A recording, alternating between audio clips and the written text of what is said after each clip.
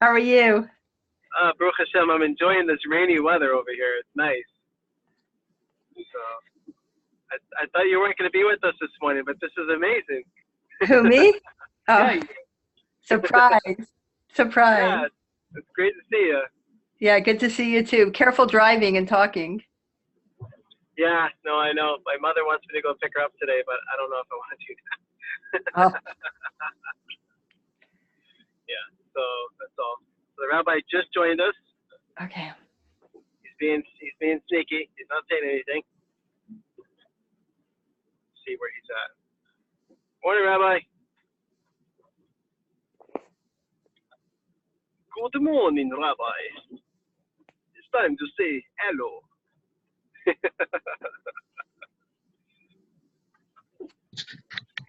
He's so serious. Good morning, Shawato. Hey, good What's morning, up? Rabbi has got his mic muted. Are you okay this morning, Rabbi? Can you hear me? Yeah. Baruch Hashem. Yeah. You made it back to South Africa. I made it back in one piece, I think. Nice. You didn't bring anything back with you? Huh? You didn't bring anything back with you? Just that stash you gave me. That white powder. What was it again? Yeah, too much information for this conversation. Stash, eh? Stash. Okay, stash. Yeah. Hmm. You know, we're hooking up the best stuff up in my part of the country, I guess. You have to illuminate what you mean by stash. Ozzy, can you please I don't know. elaborate for everybody? Illuminate and elaborate. Thanks. Expound, expound, alliterate. It's like that sugar powder stuff that the rabbi likes a lot. Oh, we're delineating it now. Okay. Yeah. Okay, good. All right.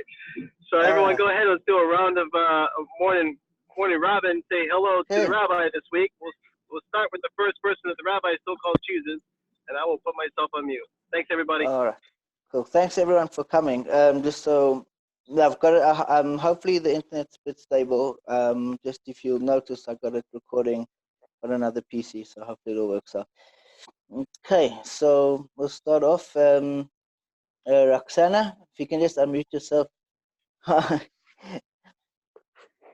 Hello, good morning. Good morning. Morning. Thanks so much for coming. Good to see you. Thank you, Rabbi. Thank you. It's a pleasure. Good to see you. Thank you.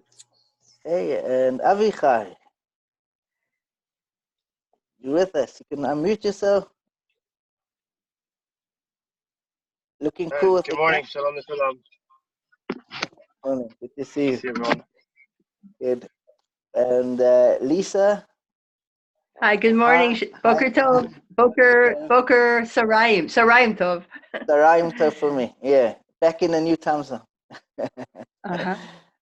Thanks so much for coming. Good Bracha. to see you, Michael. Always good to see you. Bracha, thanks for coming. Hello, How good you morning. doing? Boker Tov. How was your Good, chag? Baruch Hashem. Good. Working, so I'm going to have to pop off in a second, but I'll be listening. Right. Okay, good. Thanks for coming. And Ashton Dwayne, how you doing? Long time no see.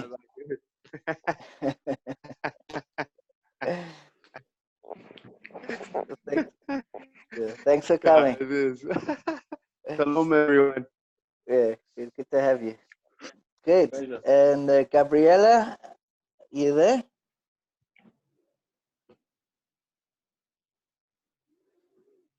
Okay, Gabriella. Okay, if you can hear me, just hi. Thanks for coming.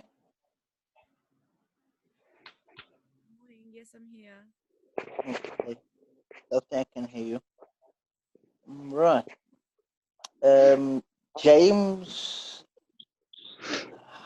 hi there. Can you hear me? So I has this mic on mute. All right. Okay. So let me see if I can unmute. Okay. All right. So James. Hi. Hi. Okay. And Antoinette, you there? I am. Good morning or good Morning. afternoon. Thanks so much for coming. Thank you for being there. It's always a pleasure. Thank you. Okay, and Carla, how are you doing?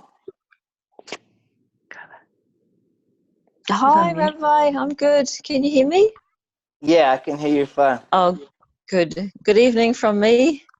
Good afternoon to you. Good to you, and good Hello, morning everyone to else. everybody else. Yes, yes. All right, okay, Gabriel, I can Good see to you be now, here. so just hi.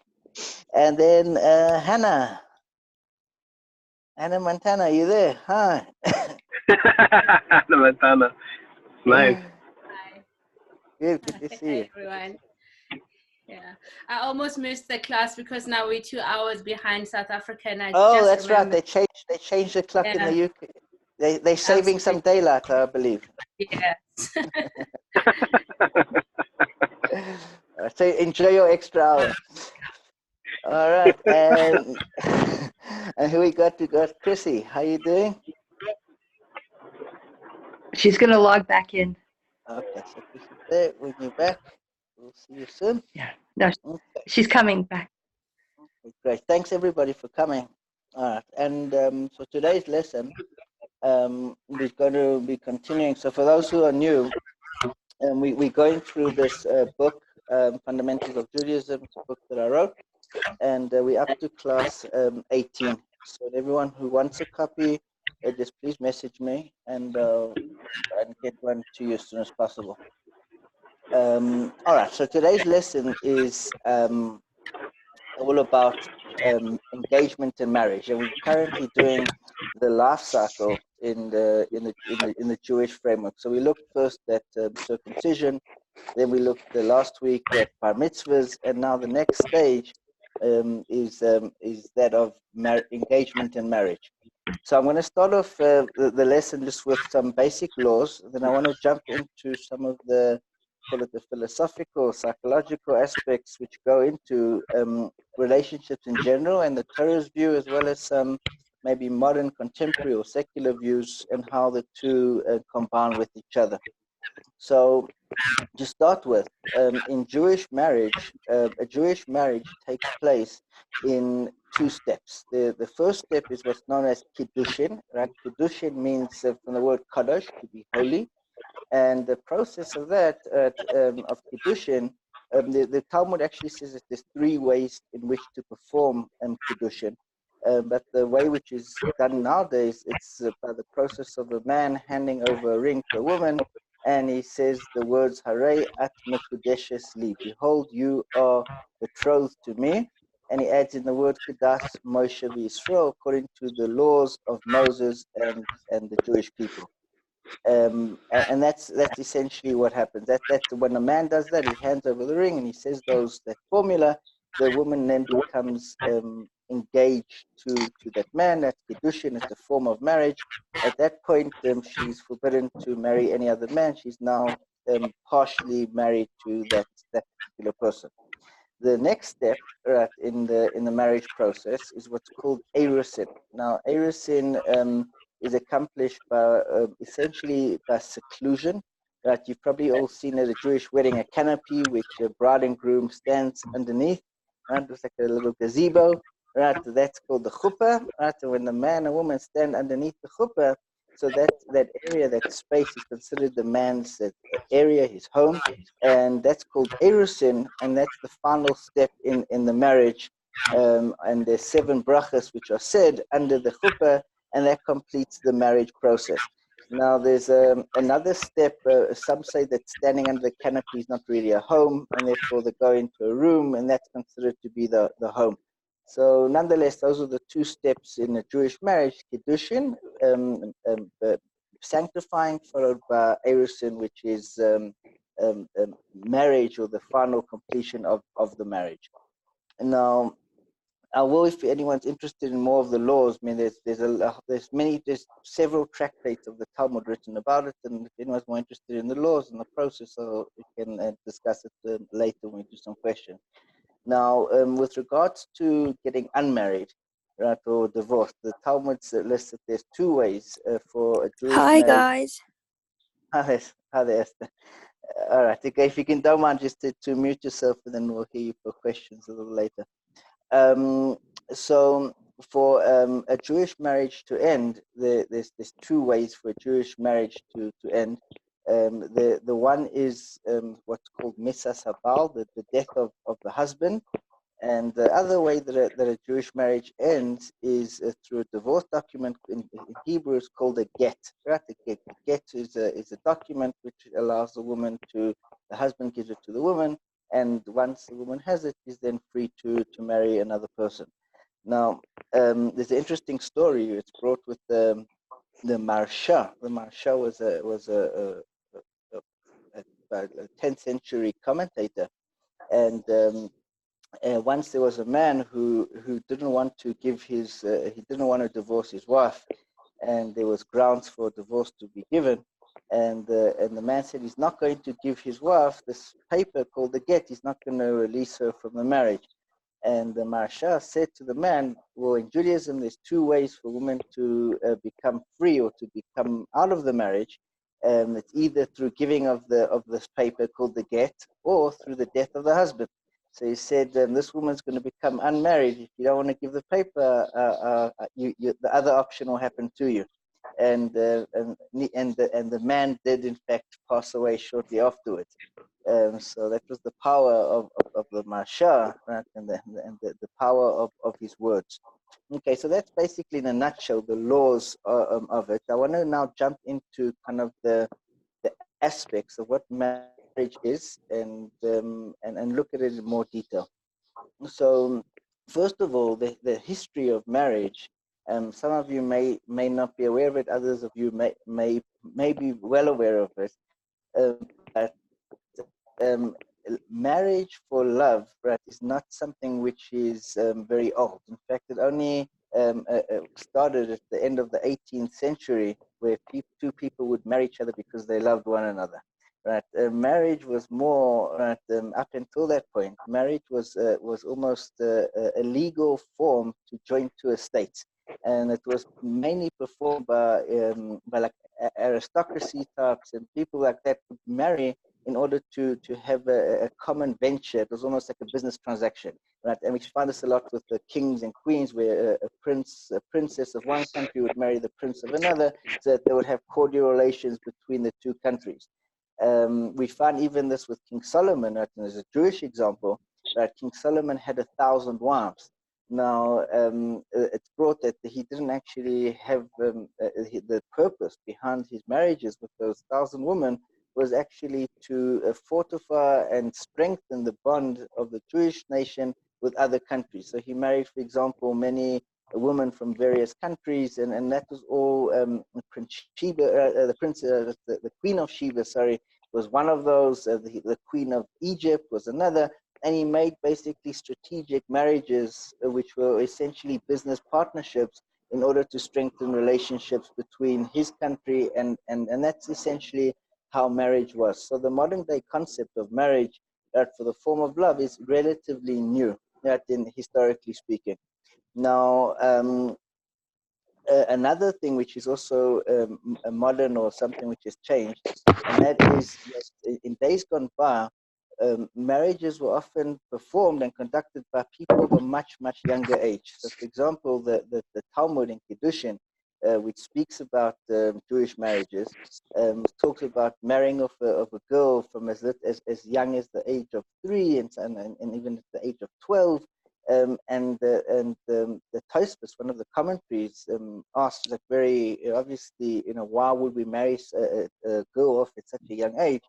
And Tosfos gives a very pragmatic answer, and that is that the life expectancy of a man and a woman in that time was actually very short-lived. There wasn't people would often, men would die at wars. There would be frequent battles and skirmishes which would occur. Villages would be raided. People would die.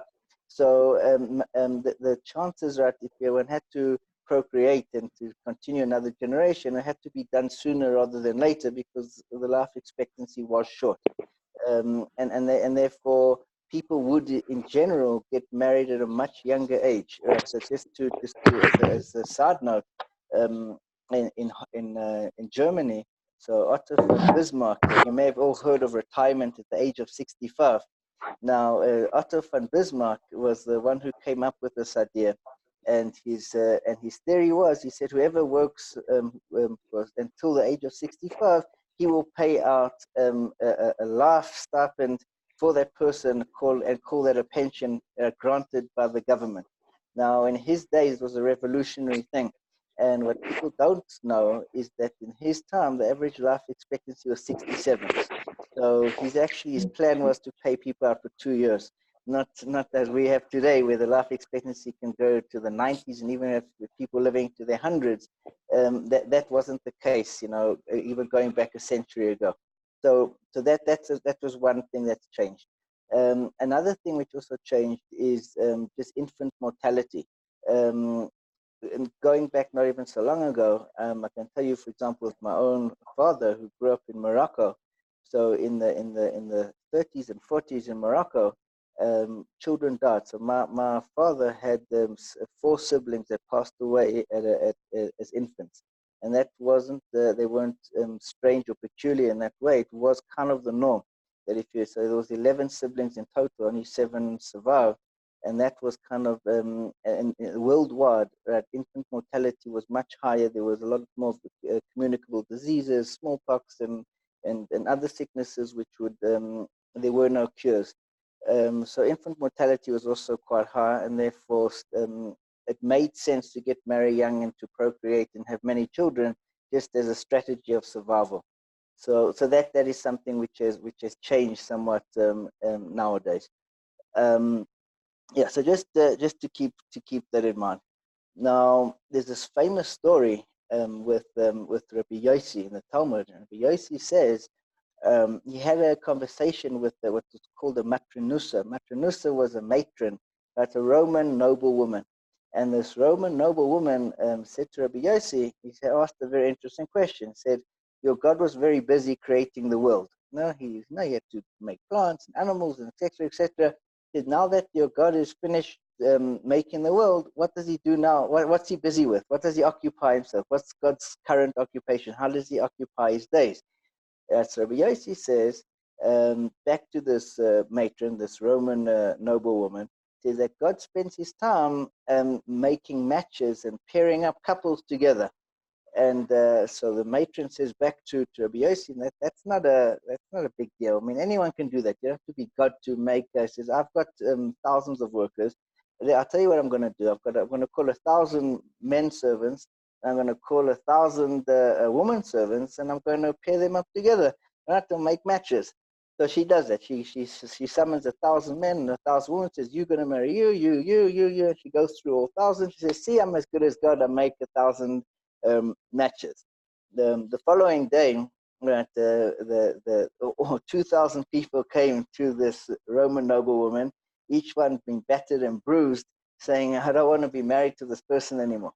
Right, so at that stage, right, so the matron says back to Yossi, "Now I get it. What your God is doing. It means it takes a lot more to make a match than just the pairing up 2 random individuals. Right, in order for a relationship to work, there has to be certain groundwork in place, and if that's not there, then obviously it won't work. So that's something which you should bear in mind. I want to maybe focus on that and maybe look at why relationships fail and why they succeed. So I'll quote you a little passage from the Talmud. If anyone wants to see, this is the Talmud, and the tractate is called the Saita. All right, so that's it's a tractate. It's in the area of the Talmud called Nashim, which deals with the laws pertaining to marriages. And the Talmud says as follows. I'll read and I'll translate as I go along. And it says as follows. It says, Amos Avgin Lola Isha. So we don't a person. Amos Avgin Lodam Isha. A person is not ordained a woman, but only according to his deeds. And the Gemara brings the verse to support that. Now, the Gemara continues, says, Omar Rabba Baruch Chana, says Rabba Baruch Chana, Omar Rabbi Yochanan, in the name of Rabbi Yochanan, the Kashin is a Vugin Kriyas Yamsuf. that it's as difficult for God to make pairs, right, to make matches, as it is to split the sea, which means that as difficult as it was for God to split the sea, that's how difficult it is for God to make a couple fit together. That's a huge mammoth task, so to say, right? To get two people to fit together, right, and to have a successful relationship is as difficult as it goes against nature. It's as difficult as splitting of the sea. Now the Red Sea, right? The miracle of the Red Sea. Now the Gemara continues and it says, "Aini, is that really so?" It says, "Omar Rabbi Huda Omar Rav." Rabbi Huda says in the name of Rav, and you may have heard this before. Arboyim Yom Kodim Yetziras Havlad, 40 days before the formation of the fetus, which means 40 days after conception, that we spoke about in a couple of classes ago. It says, Basko Yotzes Voimeres, a heavenly voice goes out and says, Bas Ploni La Ploni, a woman will be married to a certain man. Bais Ploni La Ploni, a certain house will be go to a certain person. So the Ploni La Ploni, and a certain field will go to a certain person. The Gemara asks a question. The Gemara says that why is it so difficult? Isn't marriage predetermined? This is one of the things that before a person is even born, Hashem has decided, where you're going to live, what you're going to own, who you're going to marry, and et cetera, et cetera. So why is it so difficult? That's on the one hand, the Gemara talks about having a difficulty, for God to arrange a pair and to arrange a marriage, but on the other hand, it seems it's already predetermined. The Gemara answers with this contradiction with the following way. It says, like kasha, it's not a difficulty, kan bezivug rishon, kan bezivug sheni. This is talking about one's first pair, and this is talking about one's second pair. And I will discuss that in a moment what that means. So the Gemara says that a person can have more than one soulmate, and this is with the first soulmate or the first marriage or the first union, and this is with the second union. Right? And that's something which I want to look into what that means. So the Gemara calls a union a zivug. Now, a zivug means a pair, which means someone that you can connect with. And there's many different interpretations of this Gemara. In my book, I did reference it, and I'll come to it in a moment of how the Ran explains it. And in essence, a zivug is a match. It's not just a person, but it's someone that matches up with you. And so it's two people. So there's a first match, right? And maybe that's an ideal match. And then there's a second match, and not so ideal match. So in essence, right, the first match a person has, that's predetermined from before you're born. If that fails for whatever reason, we'll see why that can fail. There's a second match, and possibly more, and that's determined according to your deeds. So if a person is a good person, he'll get a good match, and if a person is not a good person, he won't get such a good match. Right, and that seems to be what the Gemara is saying, and there are other interpretations, and we'll come back to that.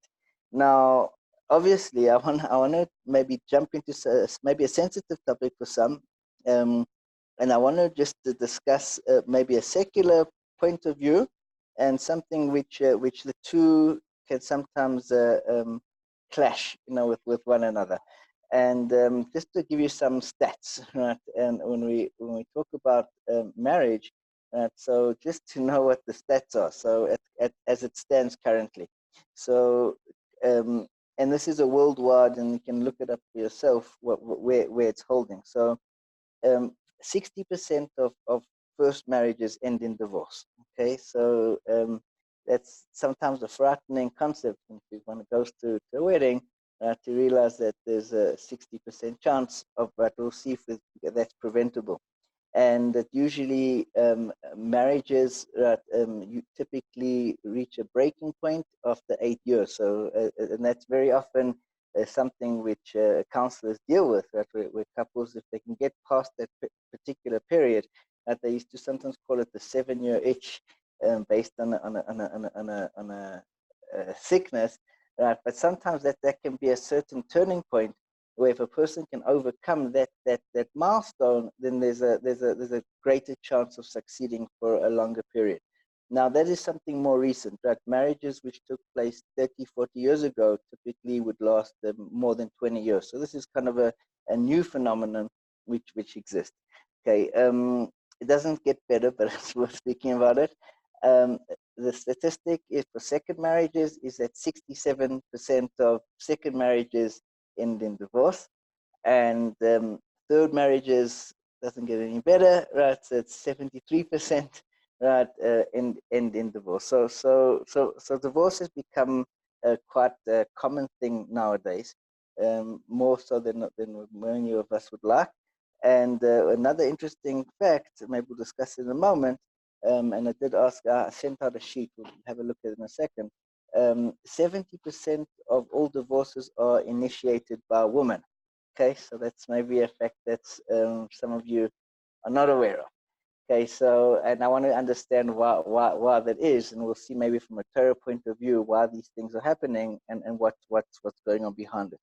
Now, there's a book which was written by an author called Daniel Coleman, and Daniel Coleman wrote a book called The Social Intelligence. Some of you may have read it, and it was a very fascinating book. He did some research on human interactions and how relationships are built and formed.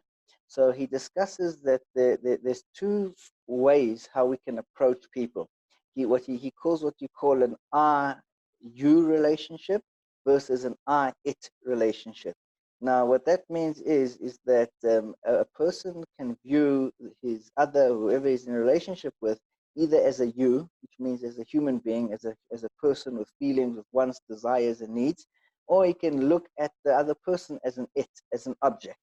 Now, the primary difference is if you look at the other person as a you, as a human being, you're looking to see what can I give to that person, which means that you're looking continuously not at what I can get out of a relationship, but what can I give to that person.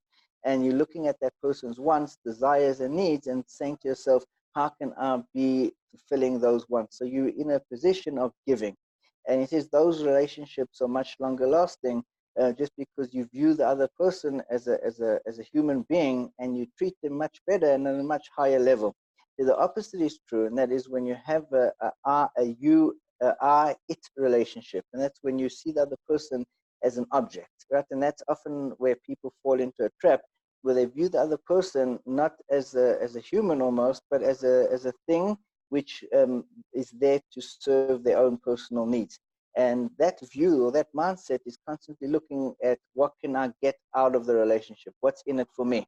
Right? And if you're looking at the relationship in that way, what's in it for me? So you're constantly focusing on what am I getting out of it. And the minute you're not getting something out of it, right, you will be that serves its purpose, right? And therefore, a relationship like that is much shorter lived. So his formula of having a longer lasting relationship, and this applies not just to marriages or general relationships with men and women, or even with any human relationship, is if you view another person as a human being and you're looking to give to others rather than to receive, those relationships in general last longer. And that's a very big formula which Chazal speak about.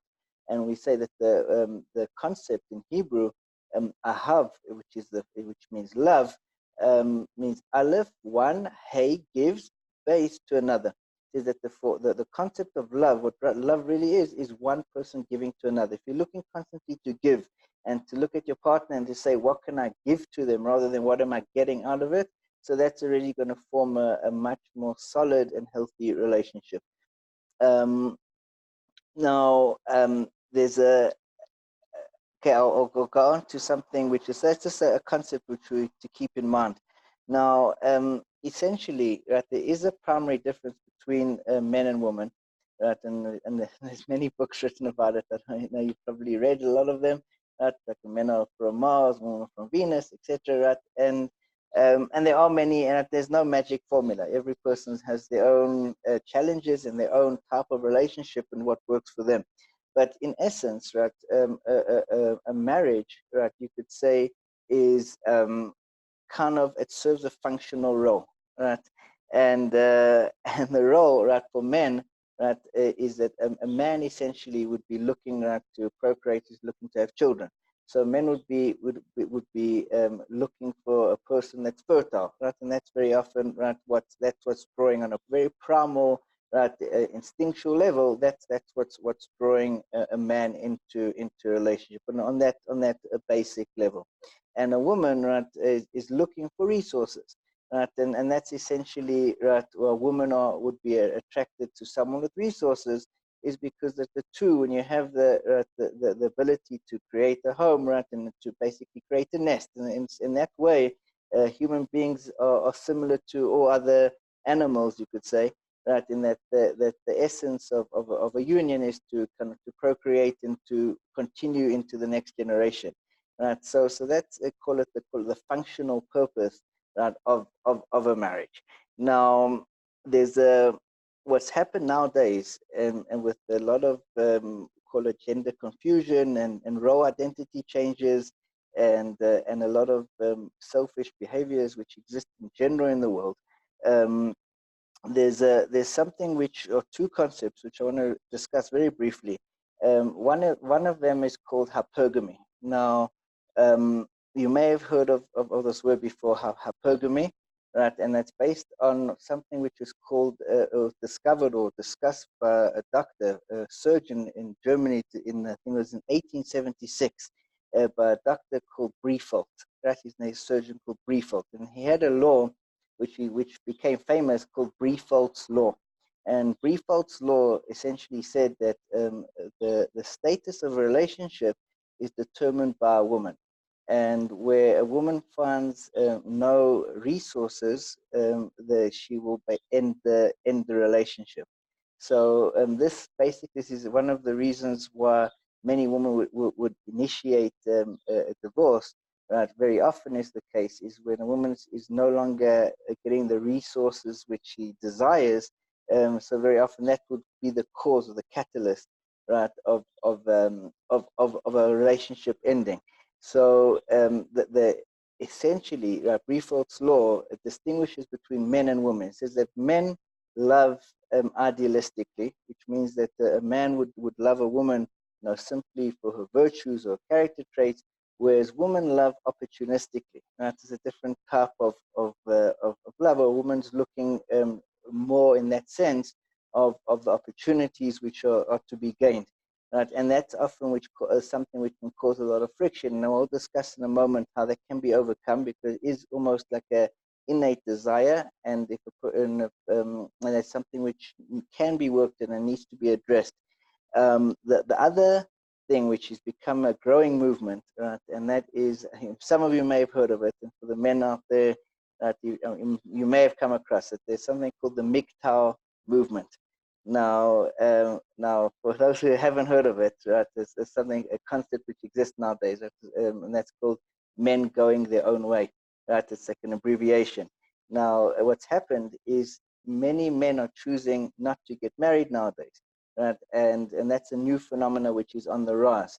And the reason behind that is just because of the legal system, right, which often leaves men that can be stripped of everything they've got, right, and lose their children or their assets, right, in one foul swoop, right, and many men get what they call divorce rape, where they can get taken advantage of. And because of that, so many men are just calculating that the risks are not worth it. And that's become I think a social problem, right, which is on the rise, and a lot of that is based on the fact that many of the Torah concepts which should be applied to relationships have been ignored. And society, right, if not run the way that Hashem wants it to, will can self-destruct. So I want to look at a concept which is maybe the solution to some of these issues which come up. And the first thing is there's a run. Now, the run is a commentator. His name was Reb Nissim Gerona. And if you want to look at this, comes from a different tractate, and this comes from the tractate called Moed Katan. And the run says a very interesting thing. The Rand tells us that it's written over here, can you marry someone in Chol Hamoed? So we just had this period now where between in Sukkot, so we know we started Sukkot, we had the beginning days where it's like a festival, then you had intermediary days called Chol Hamoed, which is like a partially weekday, partially a yantiv.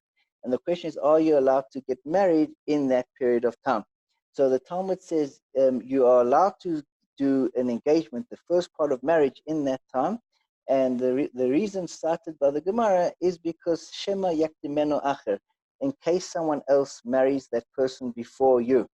Now, which means that a person shouldn't procrastinate getting married, because if you don't marry the person that's there for you, right? If you don't take the opportunity when it presents itself, someone else might grab that woman, and you're going to lose out. So the Talmud says not to. It's advice to men, right? Don't procrastinate. Right? Get married as soon as you can. If you don't, you might miss the boat. Now, on that, the Talmud says a very interesting question. It says that if it's predetermined, how can someone else take what's rightfully yours? How can that even exist? If it's meant decreed from heaven before you're even born, that this person's meant to be your spouse, so how can it be that another person can come and take away that person that's yours?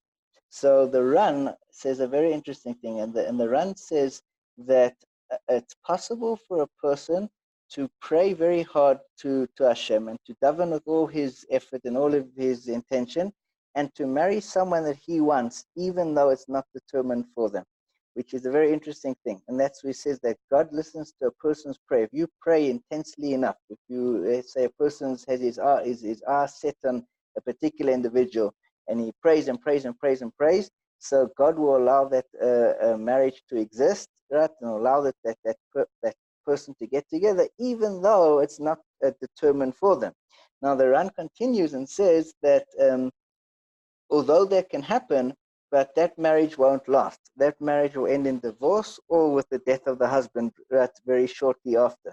So which means, and the person who is meant to get married to that will eventually, so the fate and destiny will always prevail, and that person will get together with their predetermined soulmate, but someone else can marry that person before you, right, if they pray really hard. Now, it's a very interesting concept. The power of prayer, when it comes to finding a soulmate and the person you're meant to be with, prayer is a very, very important factor, right, in praying that Hashem guides you to the right person. And it's also important to be aware that if that right person doesn't rock up immediately, or and not to give up hope and not to lose faith, because the person that is determined for you will get to you eventually, right? So if not, doesn't happen immediately, it will come later, if not sooner. But interesting, that's the Ran's commentary. Just a little side note about who the Ran was. So the Ran was, he lived in I think in the year 1374, 1376 is when he wrote his works. And the Ran spoke out very much against the wealthy people of his community. He noticed that the wealthy people weren't supporting the poor, weren't being friendly, weren't being kind, and he spoke openly against them, and that led to a huge backlash. And the Ran was severely persecuted by the call it the big people in the community, those who called the shots. Now gave the Ran a very difficult time. So despite all of that, he won over the hearts and minds eventually with his revolutionary ideas. And this is one of a very important concept which we should bear with us, that just the power of prayer when it comes to finding the person who we're supposed to be with. So that's one thing to keep in mind. Now, in terms of how to make relationships work, with all the stats that we spoke about and the different variations and movements and things which are going on, how is it even possible to make it work? So I sent this out earlier. If you want to have a look, I sent it out on the WhatsApp group, and I just want to go through it. This comes from the Talmud. Now the Talmud says that explains the following: the word Aish, right, in Hebrew, Aleph Shin, is fire. Okay, now so that's the first starting point. So the word Aish is fire. Now the Hebrew word for a woman, right, is Isha. Now if you see that's spelled Aleph Shin Hey, and a woman, right, Isha has the letters fire within it. That's the word for woman. I think, I don't know if it's backwards for you, but if you want to look at your own copy, right, the word for man, right, is Aleph Aleph Yud Shin, right? And it also has the letters Aleph Shin, which is fire, and that's the word for man. So the Gemara says a very interesting concept. It says that a man and a woman are essentially like two balls of fire, right? And fire, right? The two balls of fire will destroy each other. So by nature, right, a man who's got fire inside of him, a passionate man and a passionate woman, they will by nature destroy one another. Right? That's kind of the default position. Right?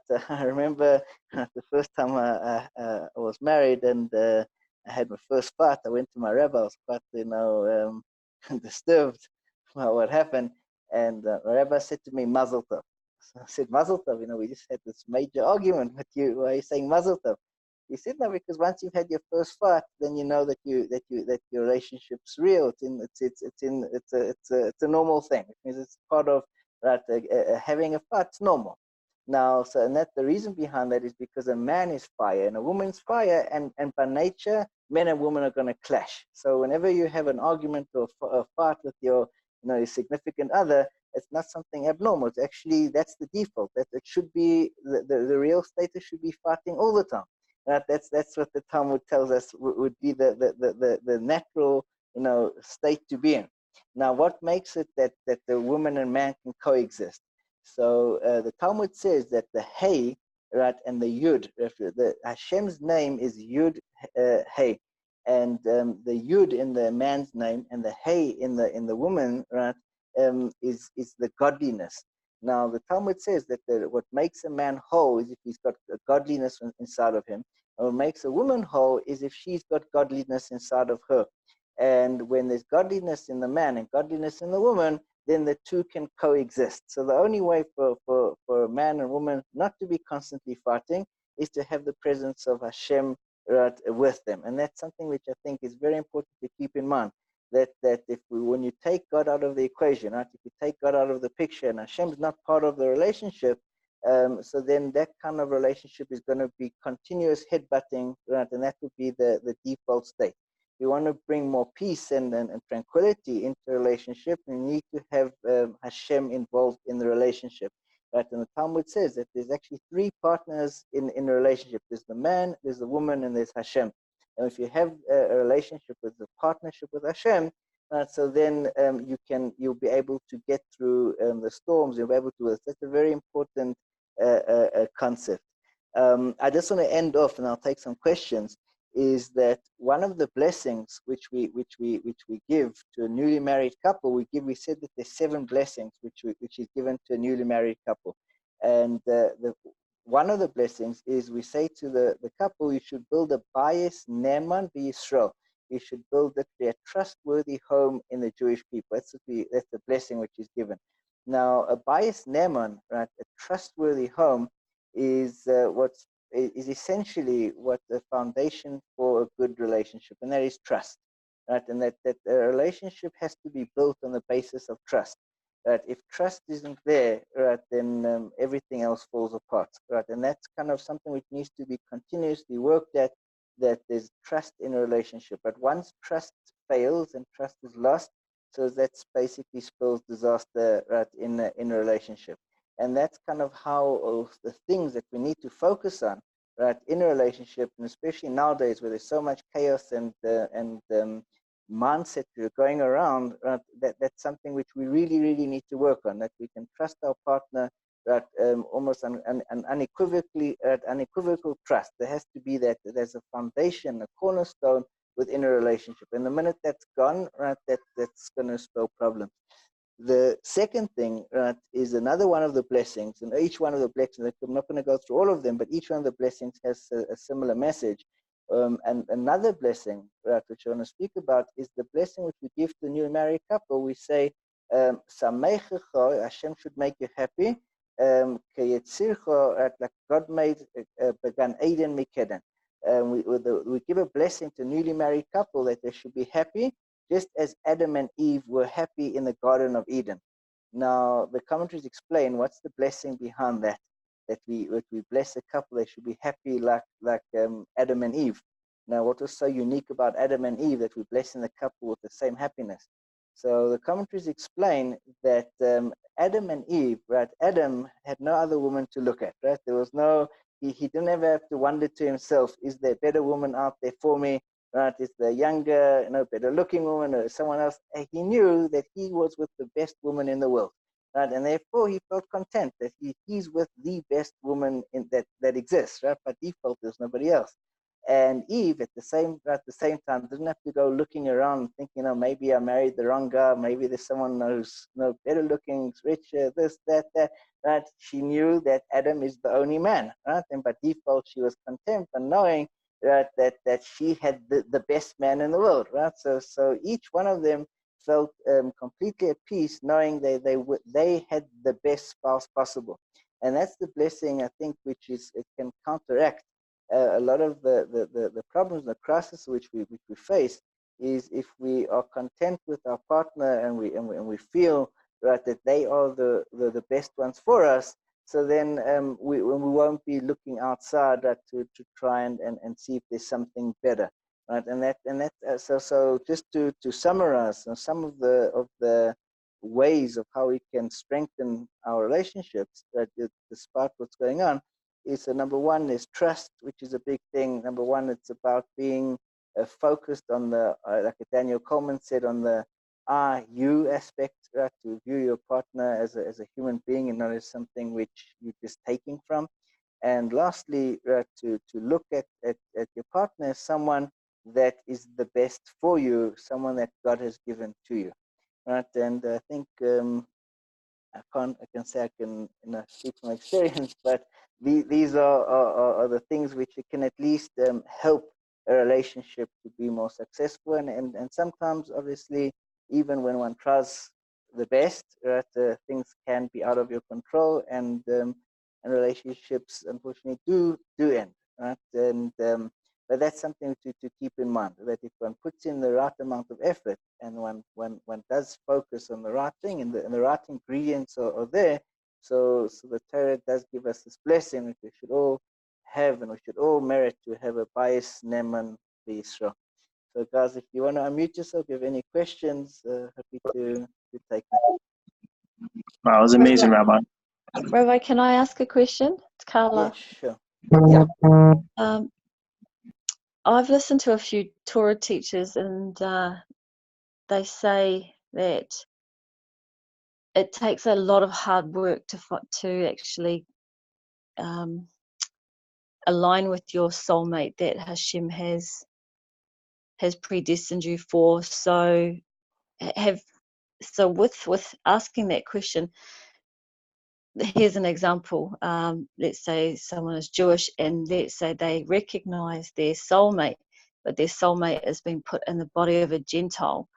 So, and the hard work is there.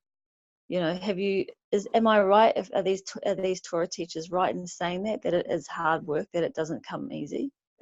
Yes. So that's what the Talmud was speaking about. That's a person can have a soulmate, and it's not just necessarily one individual. There's what we call an ideal soulmate, which is a connection which will happen easily without a lot of obstacles. And then there's a soulmate which will come to a person with obstacles. So yes, a person will, if that's how Hashem determined it for a person, there could be several obstacles in the way before that soulmate can be ready. And this is what one of the explanations, right? The run that we quoted is only one. There's the Meiri and there's others. I wrote in my book other opinions which. I froze. He had better connection here in the States. Let's see.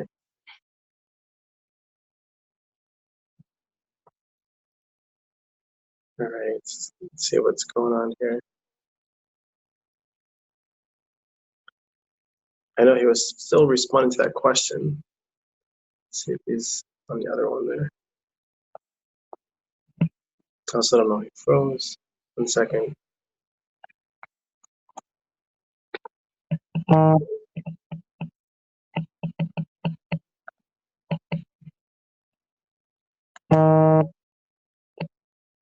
All right, guys, you back? Yep.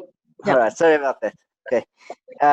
Yeah. So just answering Carly, your question. So there are other commentaries which discuss that very point, and that is that sometimes a person's soulmate will be. That's what the Talmud is saying. That it's difficult, the splitting of the sea, and depending on your own particular level, there could actually place various challenges and obstacles in the way before a person can meet their soulmate. Right? Some of them have been brought that a soulmate can be in a different location, can be in a different, and be born in the wrong, in like the wrong religion, etc. Like you brought up, there could be a number of obstacles which have to be overcome before that union can be formed. It's still the soulmate, but there's various things which have to happen first. But why though? So, Sorry, yeah, that's my I've last got to question. ask, yeah. Now, and I've asked the question myself. I mean, I can't say I know the answer. I don't know the answer. What makes sense to me is that sometimes things which are worthwhile take effort. And usually when something has to be worked on and things which are valuable, sometimes if you put in a lot of effort, so then when it does come through, such a relationship can last. And I say easy come, easy go. So sometimes I it could be understand. that Hashem makes it difficult in order that you say to yourself, I put in so much effort, so I'm not going to just let it go so quickly. There's just a possibility, Yep. but I don't I know the answer. understand. Thank you. Thank you. Great question. Anybody else? There's one inside the group here. Oh, okay. Oh, there's not. All right, Lisa, do you want to just unmute yourself?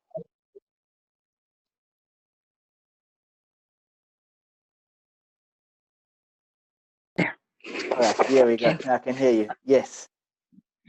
I think when it comes to soulmates, I think it's Hashem involved, but I also think too is that you have to have that psychological fit, Sure. and that's part of the soulmate. How do you say the soulmate reciprocity? In terms of the bonding, you have to have like a psychological fit. So Hashem actually maybe takes souls that are spiritually and psychologically developed in terms of Right. So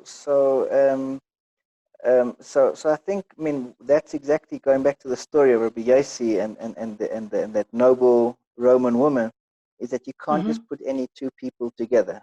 In order to be a match, you have to meet on many levels, on a number of variables, psychologically, and many things have to come together, for that to be a successful union, one that's got a chance of succeeding.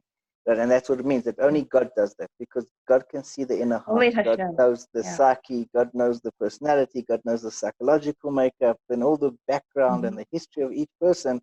So only God, who knows, who can read hearts and knows what's really going on in the soul of a person, can actually put a soulmate together. That's like the work of God. Only God knows someone that intimately enough to know this person is a match for this person. So yeah. Okay. And that's like second marriages too. Is that right? Is that in terms of if the first doesn't work, then that second might have been actually the real Bashert? Yes. There are commentaries who say that the order of marriages is not actually a determination of a soulmate. It's even brought that a person maybe marry several wrong people before he does in fact marry his soulmate, and none of those marriages were soulmates. They were actions taken of their own accord, not necessarily to do with God's will or even part of that person's journey or destiny, so to say.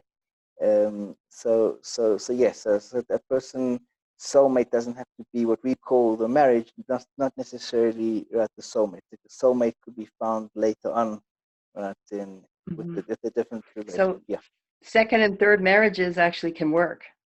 Yes. If the soulmates are aligned. And fourth and fifth and sixth. So even though statistics are against it, but yes, I think with the right, with Hashem's help, it can work. And willingness. Toda Rabba. Toda. Pleasure. Sylvia had some comments. I don't know if you had some questions, but Yeah, I know she's got questions. Go ahead. Don't be All shy. right, so Sylvia can ask. Yeah. Okay. One of my questions was, is it better to marry someone who there aren't a lot of clashes with, maybe some, but not like every single time you speak to them you have a clash? Is it better to marry someone that's I'll give you like a pounds or an I orange?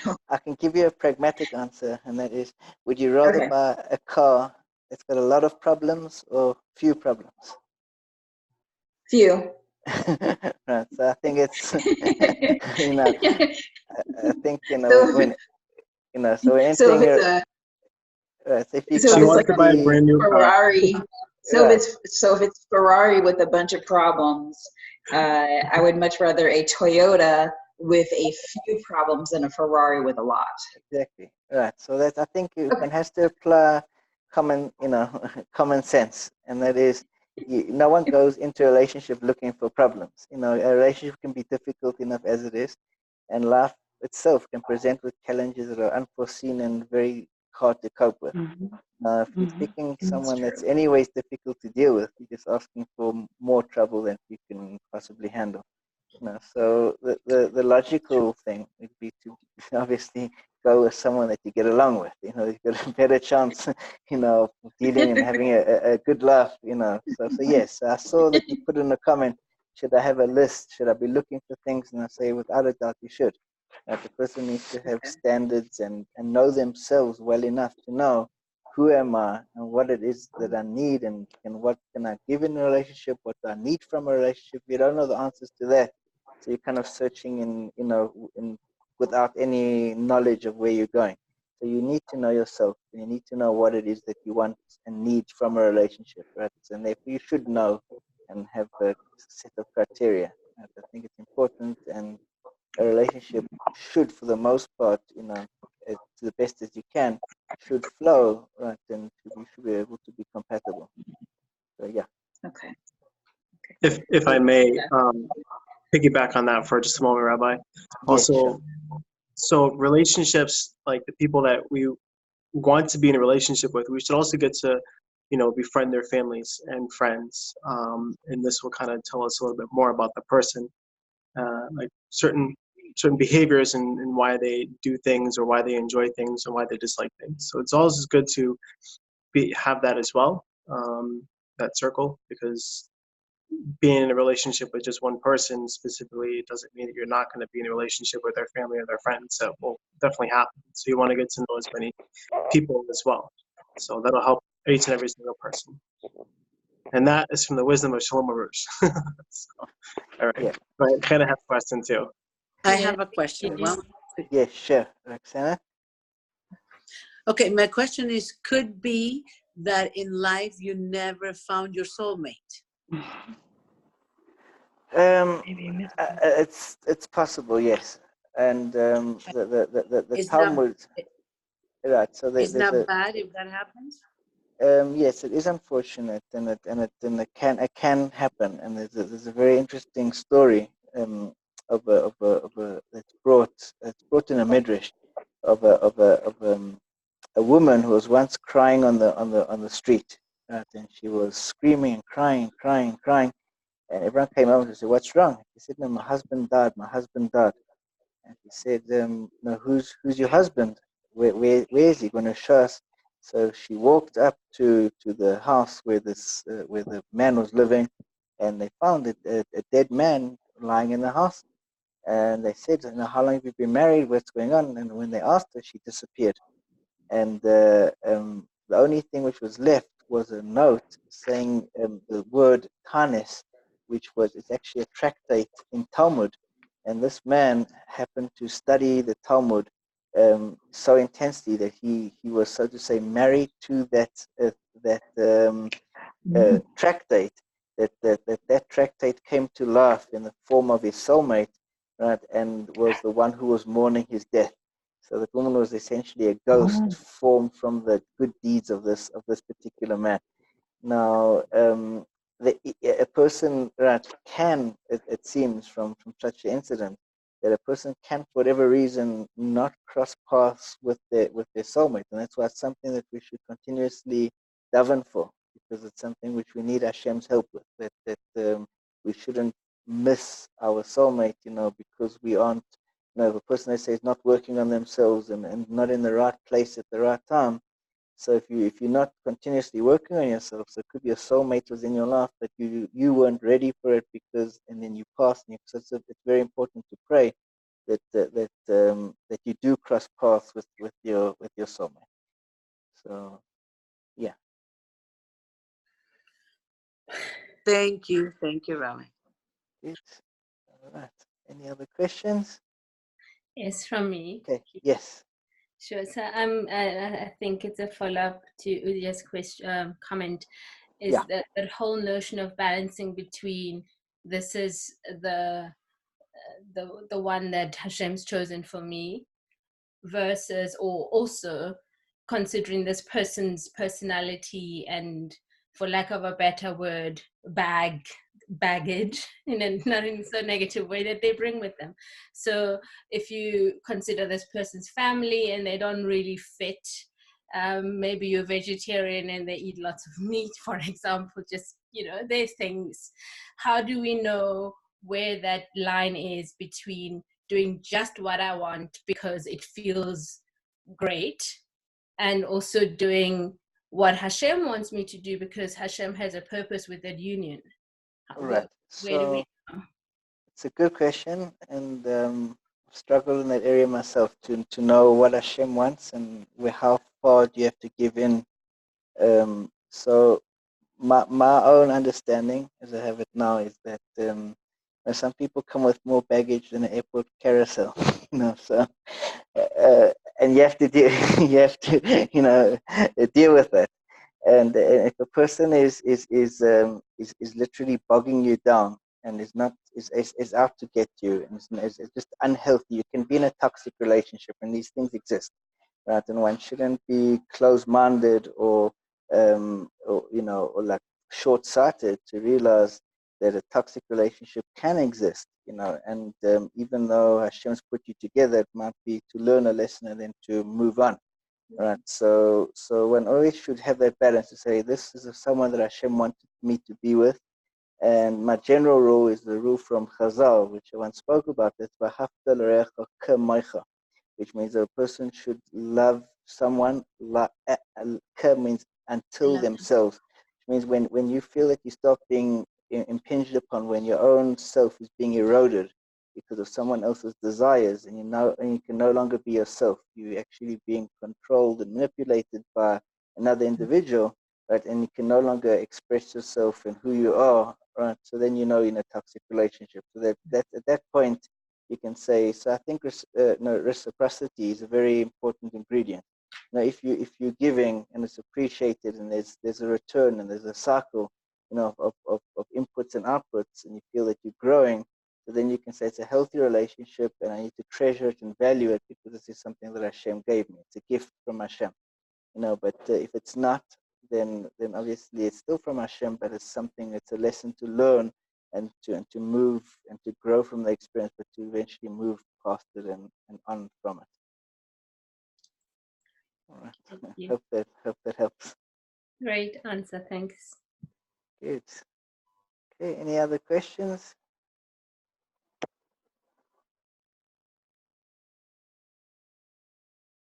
Here's Lisa has one more. Okay. All right. Lisa? Good, Lisa, you there? I think she had one more question. I just saw her hand go up. So all right. she has, I've can you unmute yourself? got time for just one more question, then I do have to go. So yeah, Lisa. If somebody else wants to ask, let them ask, because I asked twice. Okay. Anyone have any questions? Don't be shy. All right. That's awesome. What an amazing class today. So thanks. If Lisa doesn't have her question, and it seems like everyone else is questioned out. Oh, I have a question. Right, you can. I'll take it then. If no one else has it, let's take the last question. Yeah. As long as I think also too, when you're talking about reciprocity between souls, I think you're talking about cooperation. Yeah. That's what I think, because these are souls that can cooperate with one another, and and that's what you need in a partnership. Right. So I think it's what we call a working relationship, which means a functional relationship. That, as we said, the idea behind a relationship is for two parties to come together to achieve a greater goal. So it's not just, we said there's three partners in a relationship. It's not just me, it's not just the other person, but it's there's the man, the woman, and Hashem. There has to be a goal that both parties are working towards. And then if there's a common goal, so then, and very often that common goal is actually what holds the couple together. Uh-oh, come on, internet. Dum, dum, dum. All right, so we're going to go back to that common goal when he comes back from being unfrozen.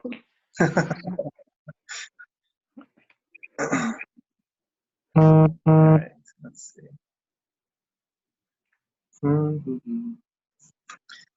Let's see, I'll try to message him again.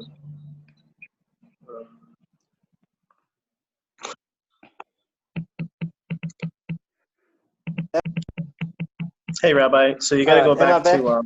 Am I back? Yeah, so go ahead. All right, sorry about that. All right, so yes, so as I was saying, I mean, there has to be a common goal, right? There's two people working towards a common goal, so that common goal is often what keeps a relationship intact. Okay. Okay, and there was one other question. The person just was not able to respond quickly. Batya? Yeah. Go ahead, Batya. You gonna take it? Yeah. My audio was off. Yay, Bacha. Hi, Lisa. Hi, good to see you. Good to see you too. Good to see all of you. Question is if oh wait, where's my video? Oh, I just don't see Lisa anymore. Okay, never mind. I thought my video was off. Okay, so I missed part of the class. Was with my kids. You probably already covered some of the questions that I have, so I'll have to get the link and listen to some of it. I guess, did you cover it all divorce as well? We did. If you have any questions, you can take it. Yeah, okay. So I guess, how does one know that one's ready for a new relationship? That's a question. Okay, so there's two answers. One is there's a saying, they call it the six month rule, which normally that there needs to be a break between one relationship, otherwise they call that the rebound relationship. So that's something which one has to know themselves if they're in that space or not. But generally speaking, is when a person's ready, so they'll be able to sense within themselves, if they are disconnected or ready and available to attach to somebody else.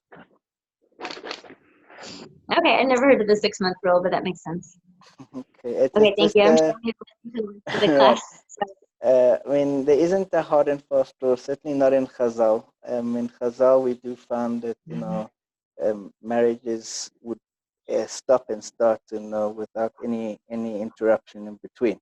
We found many examples of people that had lost spouses, whether it be in wars and things like that, and would remarry almost immediately. So I did speak a little bit about that earlier, that the concept of marriage being as a construct of love is a relatively new thing. In the past, was more of a functionality. So one's an emotional idea and one's a functional idea. So one has to look if one's ready, if it means in terms of functional capacity or if it's an emotional capacity. Okay, I clearly have to hear this class. Thank you. Good. Thanks for stopping by. I'll put up the recording when it's done. It'll be a little bit later today. Okay, If you have any other questions, you can you can ask me. Okay, thank you.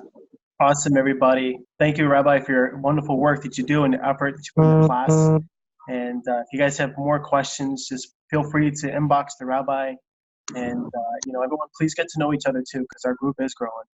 And we do want people to be friendly and kind and loving towards each other. So. All right. So I just want to make one more mention before I go. So when we get to the end of class 20, which is in 2 more lessons from now, and we'll be putting up an online test for those people who want to take it. It will be available when we get there, and then we're going to start the next section after that, which is going to be I think it's the laws of Shabbos. So that's coming up. So we're going to have different sections, and again, if you have any questions relating, if there's any other topics that you want to know about or things that you want to cover, just let me know, and I'm happy to do either separate class or another video on that. All right. All right. Thank you, Rabbi. Have a great week, guys. Thanks, guys. Thank you have a great week. Thank you. Thank you. Bye. Bye. What's up?